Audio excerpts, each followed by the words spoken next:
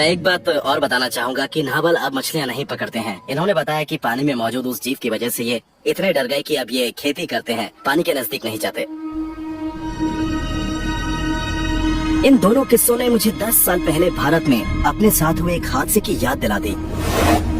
मुझे भी जीव ने नदी में खींच लिया था और मैं डूब सकता था, लेकिन बिना किसी सबूत के किसी कूंच पर दोष डालना ठीक नहीं होगा। करनाली में ऐसे दूसरे जीव भी हो सकते हैं। ये एक बड़ी नदी है जो हिमालय के ऊंचे पहाड़ों से होते हुए गंगा तक पहुंचती है। इसमें कई स्पीसीज मौजूद हैं और बेशक इसके पानी में कुछ सरप्राइज भी हो सकते हैं।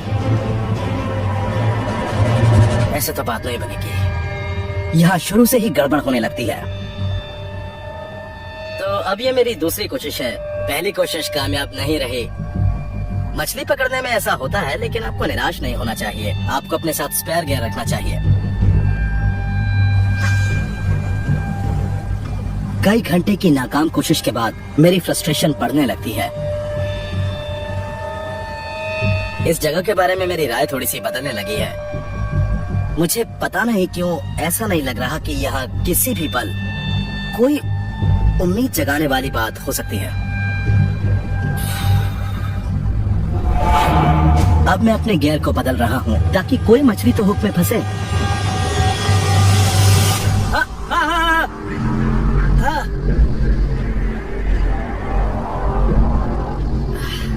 लगता है हुक में कोई चीज फंसी है। ये टूट गया है, या तो ये किसी लाइन में फंसा है या किसी नेट में। नदी में किसी चीज में मेरा पेट फंस गया है। ये देखिए, ये लाइन टूट गई है, यानी ये कहीं ना कहीं अटकी थी और फिर टूट गई। ये अच्छा साइन नहीं है। मैं उम्मीद कर रहा हूँ कि शायद मछुआरे मुझे बता पाएंगे कि मुझे मछलियाँ क्यों नहीं मिल रही। यहाँ कोई बड़ी मछली है?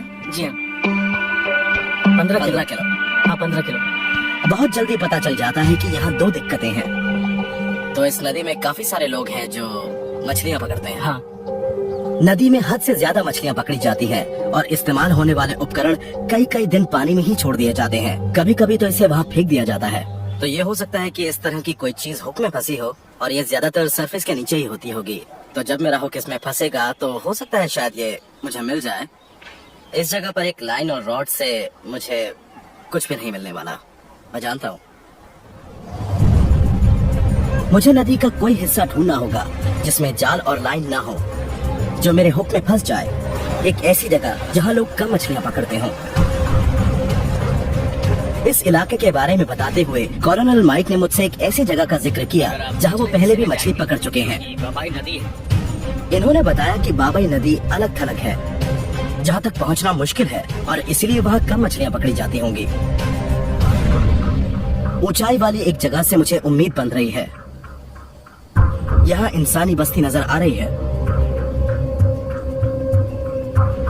नदी के किनारे पर मुझे कुछ और भी चीजें नजर आ रही हैं, जिनसे मेरी उम्मीद बढ़ रही है।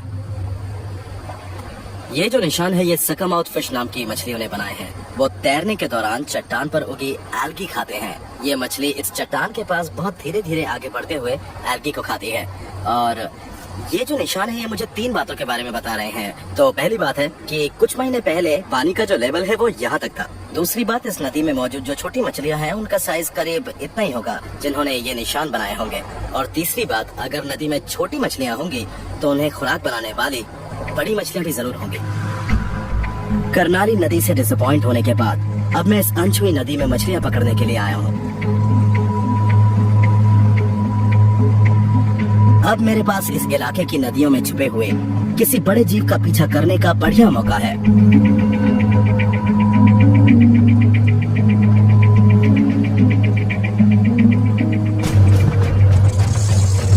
कोई चीज लाइन को खींच रही है। बहुत बढ़िया। वो देखिए, वो देखिए।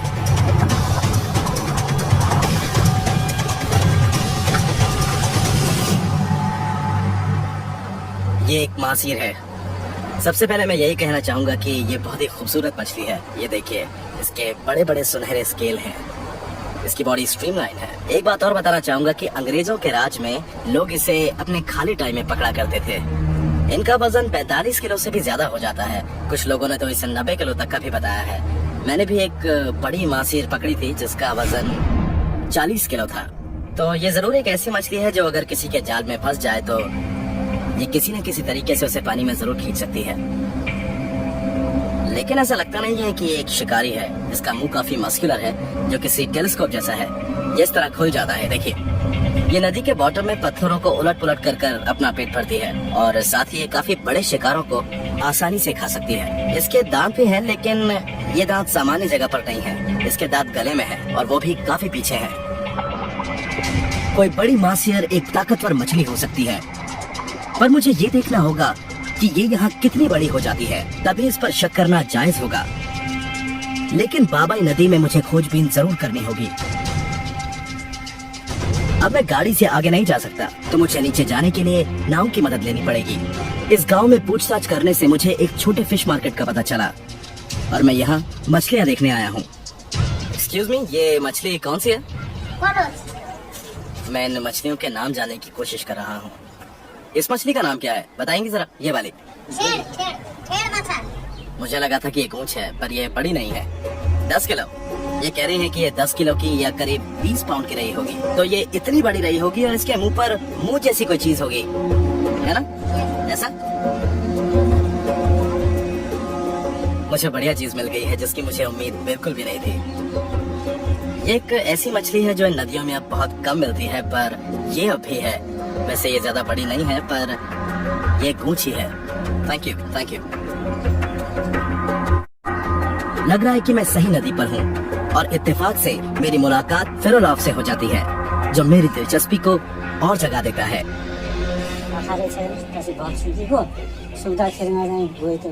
इसके पास एक कमाल की खबर है।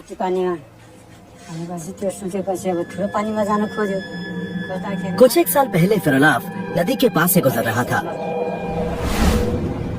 दिन ढल चुका था, अंधेरा होने लगा था।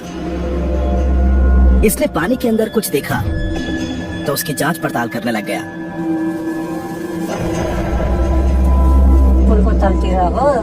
ये जीव क्या था, ये देख तो नहीं पाया, लेकिन ये काफी बड़ा और पानी में डूबा हुआ था। फेरोलाव को लगा कि यह मर चुका है, लेकिन ऐसा नहीं था। इसे खुद को उससे छुड़ाना पड़ा। तो वो यहाँ पर था। तुम्हारे शरीर पर कोई निशान वगैरह है क्या?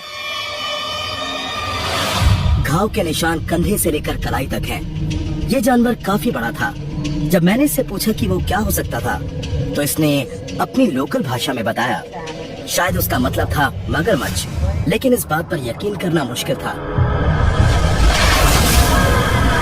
अगर ये मगरमच्छ होता तो इसका ये हाथ नहीं होता, या ये कहानी बताने के लिए खुद नहीं होता, या फिर इसके हाथ में बड़े बड़े सुराख होते। मैं मगरमच्छ की जो बाइट्स होती हैं वो देख चुका हूँ, इसलिए मुझे हर हाल में ये पता लगाना होगा कि वो कौन था जिसने ये किया। क्या यही जीव करनाली नदी पर हुए हादसे के लिए भी जिम्मेदार हो सकता था?